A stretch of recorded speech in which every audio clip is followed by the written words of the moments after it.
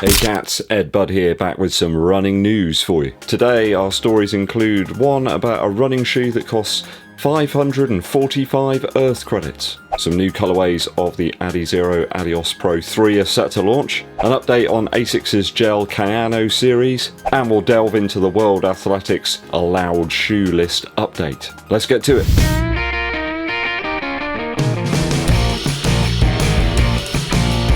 Thanks for joining me on the channel, guys. If you haven't done so already, hit that subscribe button and click the bell below for notifications if you like this sort of content. It really helps us out too, EDDBUD Running Shoe Reviews, if you give this video a thumbs up like, but also share the video with your running buddies. Dankeschön. Story 1. I guess you guys might have heard of the shoe company APL. Athletic Propulsion Labs have teamed up with McLaren to deliver one of the most expensive shoes I've seen in a long time. Quite frankly ridiculous. This one's £545. It's known as the HySpeed. Sorry, I can't say it without laughing. The HySpeed. They should have put it on the side. It features a 3-segment midsole construction and, of course, a carbon spatula. I think that these don't look all that dissimilar to Nike's Tempo Next Percent model, the one that never dies, you know, a zombie model that's just been around for ages. People seem to really like it. They don't want to change it by the looks of it.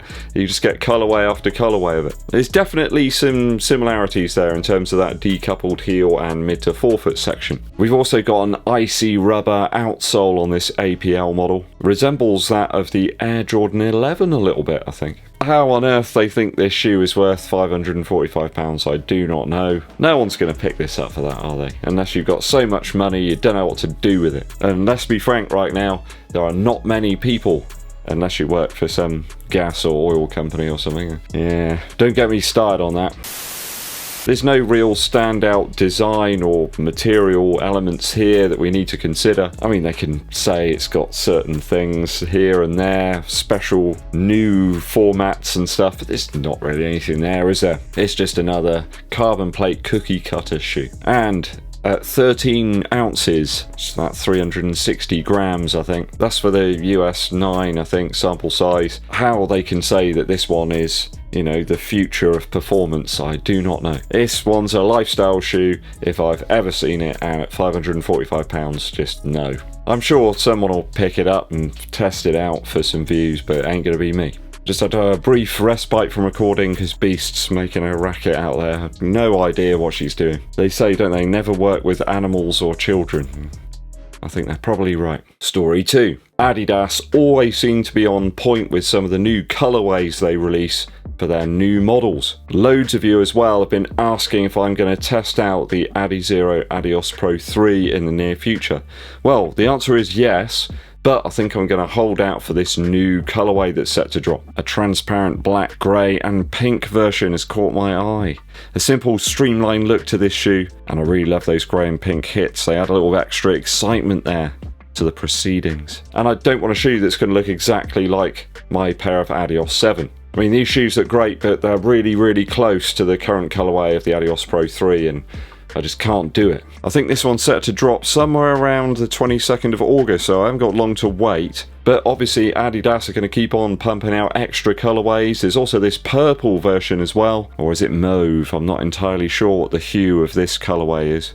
Adidas seem to have no problems producing loads and loads of pairs of their top level shoes. They seem to be able to produce them, distribute them on time and get them out there to people, whereas other manufacturers still seem to have problems with that right now. Looking forward to this new colourway, and I think there's lots of viewers out there want to see what I make of the ADIOS PRO 3. ADIOS PRO series has always been one I've enjoyed, right from the very first one a few years back, so we shall see. That one should be up on the channel sooner rather than later, guys, so keep your eyes peeled. Story 3. The ASICS Gel Kayano series is one that has endured over many years. Still has a place amongst the cushion contenders, but now with a revitalised midsole foam switch up. So they're keeping the stability elements here. If that's been one of the elements of the shoe that you've enjoyed over the past few models and the past few iterations, you won't be disappointed. ASICS still using their renowned Light Trust technology, which occupies the medial side I think it's supposed to prevent excessive inward roll of your foot as you hit the floor. We have a similar stretchy knit upper as per the lovely Nimbus 24. I really did enjoy that one. I think it's a very similar upper profile in the Kayano 29. We have Flight Foam Blast Plus foam, and I really enjoyed that again from the Nimbus shoe. ASICS just making some very small and very calculated changes to each of their shoes, not taking away from what made them popular in the first place. A little more in terms of stability here in the Kayano 29 against the Nimbus, though very close in terms of that outsole, so I would assume we'll get similar durability. We have small elements of AHA Plus in there, which is ASICS's higher abrasion rubber, and then some elements of the ASICS light rubber as well, which seems to be equally durable. Maybe they're just kind of the same. Who knows? All of those changes there just bringing the weight of the Kayano a little bit lower, which is probably going to be a big advantage to some people, as I know there's loads of you out there that like using them within a race environment. I think this one comes in close in terms of price against the Nimbus, so you can probably go for the Nimbus if you're a more neutral runner, Kayano if you need a little bit of stability. Both of those two are sort of longer distance models from my perspective. You could get away with using them for some everyday training as well. They're not that heavy that they're going to put you off from wanting to get them on, leave them by the door, and you can just access them whenever you need them. This one's recently dropped and available now in the UK, around about 165 of your Earth credits. Last story up today, number 4. World Athletics have published a revised list of their allowed shoes. This one's dated about the 7th of August, so relatively recent. There's a few interesting additions here that I've spotted with the eagle eyes. Some development models, some of which don't even have proper names yet.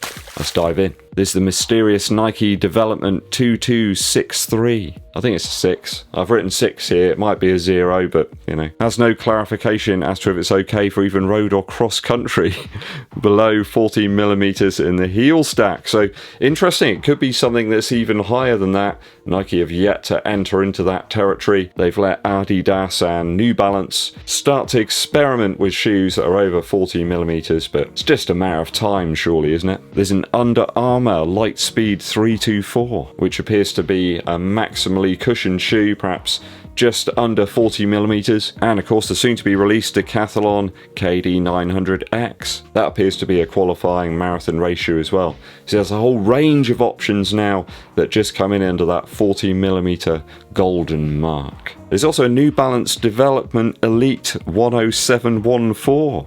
I mean, what on earth could that be? Again, seems to classify just under that 40mm mark, so it's okay for road racing.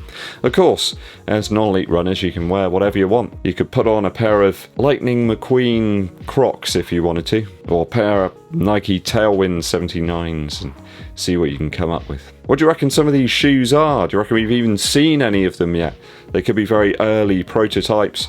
It does appear that some of them have got very long development kind of windows there on the World Athletics spreadsheet. It'd be very interesting to see if some of these appear on the feet of some of those elite athletes in the weeks and months to come. Hope you've enjoyed the running news for today. If you spotted an interesting story, or you just want to comment on some of the content today, do so down below. Musical interlude time. I've been delving into the new album from Jack White. Yes, another new album. This one's called Entering Heaven Alive, and it's very different to the one he released previously, a few months back. We got lots of acoustic guitars here, lots of very old style, almost saloon-like piano, which I really like. I think maybe call it like a tack piano, where they used to put sort of tacks onto the piano hammers. A much more gentle vibe on this new album from Jack White. We've got a lot more acoustic kind of instruments here, perhaps more traditional sequences and song structures as well, and the actual content and lyrics here are a little bit more sentimental. There's some more romance to it. Felt a little bit more technological and hard to penetrate into